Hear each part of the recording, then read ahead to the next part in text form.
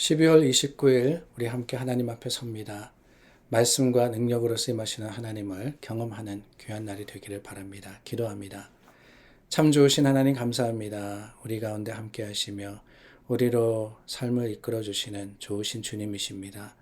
오늘도 하나님의 그 부드러운 음성을 따라서 한 걸음 한 걸음 내딛습니다. 때로는 지치고 힘들어서 멈춰 설 때도 있고 넘어질 때도 있지만 주님께서 내밀어 주시는 강한 오른손을 붙들고 다시 한번 일어설 수 있도록 도와주시옵고, 그것이 하나님을 향한 아름다운 고백이자 또한 하나님께 드려지는 우리 주님을 향한 찬송이 될 수 있도록 인도하여 주시옵소서. 예수 그리스도 이름으로 기도드립니다. 아멘. 찬송가 382장입니다. 찬송 382장 함께 찬양합니다.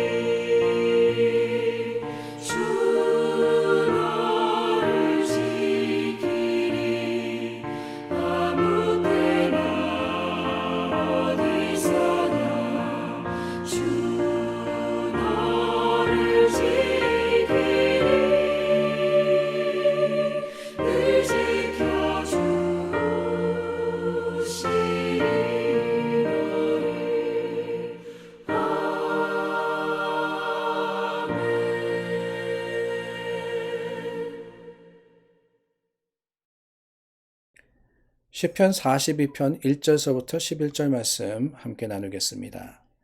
하나님이여 사슴이 시냇물을 찾기에 갈급함같이 내 영혼이 주를 찾기에 갈급하니이다. 내 영혼이 하나님 곧 살아계시는 하나님을 갈망하나니 내가 어느 때에 나아가서 하나님의 얼굴을 배울까. 사람들이 종일 내게 하는 말이 내 하나님이 어디 있느냐 하오니 내 눈물이 주야로 내 음식이 되었도다. 내가 전에 성의를 지키는 무리와 동행하여 기쁨과 감사의 소리를 내며 그들을 하나님의 집으로 인도하였더니 이제 이 일을 기억하고 내 마음이 상하는도다. 내 영혼아 내가 어찌하여 낙심하며 어찌하여 내 속에서 불안해하는가. 너는 하나님께 소망을 두라. 그가 나타나 도우심으로 말미암아 내가 여전히 찬송하리로다. 내 하나님이여 내 영혼이 내 속에서 낙심이 되므로 내가 요단 땅과 헤르몬과 미사산에서 주를 기억하나이다. 주의 폭포 소리에 깊은 바다가 서로 부르며 주의 모든 파도와 물결이 나를 휩쓸었나이다. 낮에는 여호와께서 그의 인자하심을 베푸시고 밤에는 그의 찬송이 내게 있어 생명의 하나님께 기도하리로다. 내 반석이신 하나님께 말하기를 어찌하여 나를 잊으셨나이까. 내가 어찌하여 원수의 압제로 말미암아 슬프게 다니나이까 하리로다. 내 뼈를 찌르는 칼같이 내 대적이 나를 비방하여 늘 내게 말하기를 내 하나님이 어디 있느냐 하도다. 내 영혼아 내가 어찌하여 낙심하며 어찌하여 내 속에서 불안해하는가. 너는 하나님께 소망을 두라. 나는 그가 나타나 도우심으로 말미암아 내 하나님을 여전히 찬송하리로다. 오늘 저희가 나눈 말씀 설명이 필요할까요? 너무나도 유명한 말씀입니다. 목마른 사슴, 참 하나님을 찾는 그 목마른 사슴에 대한 내용이 앞부분에 나오고 뒷부분에는 우리가 잘 아는 말씀입니다. 내 영혼아 어찌하여 낙심하며 어찌하여 불안해하는가. 하나님께 소망을 두라. 그가 나타나 도우심으로써 참 내 하나님을 여전히 찬송하리로다. 다윗의 고백입니다. 정말 자신의 마음과 심정을 그대로 쏟아놓는 표현들이 이 구절구절에 담겨져 있지 않는가 하는 생각이 듭니다. 읽다 보니까 문득 그런 생각이 들더라고요. 여기 보니까 이 내라는 단어가 참 많이 나옵니다. 내 영혼, 내 영혼, 내가, 내 영혼아, 내 하나님. 이 I, my라는 표현이 굉장히 많이 나오는데 시편들뿐만 아니라 성경의 말씀을 볼 때 이 나라 하는 표현을 하는 그때는 다른 때가 아닙니다. 대부분 어렵고 힘들 때 그렇더라고요. 어렵고 힘들 때 하나님 내 마음, 내 삶, 내 문제, 내 어려움 주님께서 보시고 하나님께서 긍휼히 여겨주시옵소서. 얼마나 시급했으면 그럴까요? 얼마나 그 마음이 다급했으면은 하나님 다른 설명이 없어요. 하나님 내가 이렇습니다. 내가 어렵습니다. 하나님 앞에 내어놓는 그 모습으로서 부르짖는 것이 아닌가 하는 생각이 들어요. 그러고 보면은 여기 나오는 내라는 것, 물론 다윗이지만은 그 나라 하는 것을 우리는 어쩌면은 내 이름, 소재신, 소재신, 제신, 이 나라 하는 표현으로서 바꿀 수 있지 않을까 하는 생각도 듭니다. 우리 삶도 사실 어렵지 않습니까? 힘들고 고난스럽거든요. 우리 코비드 이 기간을 지나오면서 우리가 얼마나 많은 고통과 아픔을 겪었습니까? 그러다 보니까 우리가 정말 갈급하게 주님을 찾기에 갈급하게 하나님께 나올 때도 많았고 정말 하나님 앞에서 낙심하며 불안해할 때도 있었습니다. 그러나 여러분 다윗은요 그래요. 암담한 현실입니다. 어려운 현실이에요. 그러나 그 내면 자신의 내면에 주신 말씀과 하나님의 주시는 성령의 약속이 어떠한 역할을 하느냐 다른 게 아니에요. 절망하기보다는 희망하게 하고 오히려 실망하기보다는 하나님 앞에 신뢰하게 하는 그 능력으로서 주어졌다라는 것을 깨달을 때 뭐라고 고백합니까?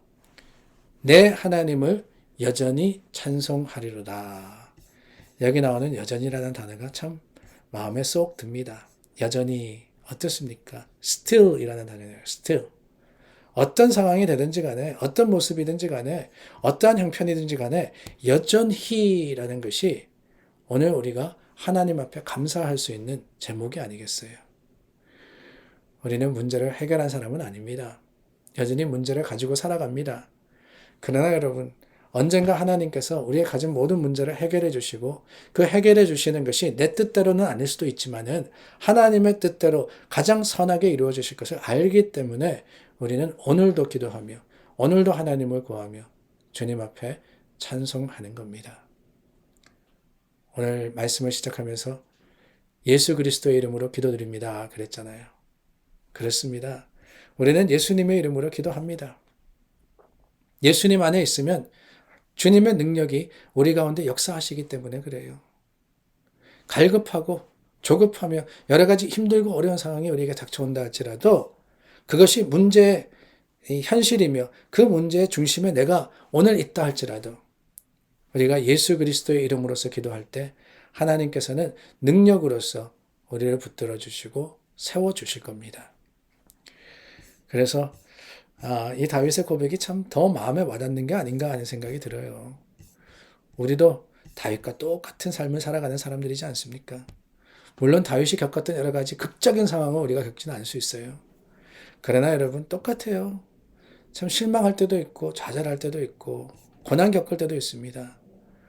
그러나 여러분 그 모든 것들을 뛰어넘는 그 모든 것들을 해결해 주시는 능력은요.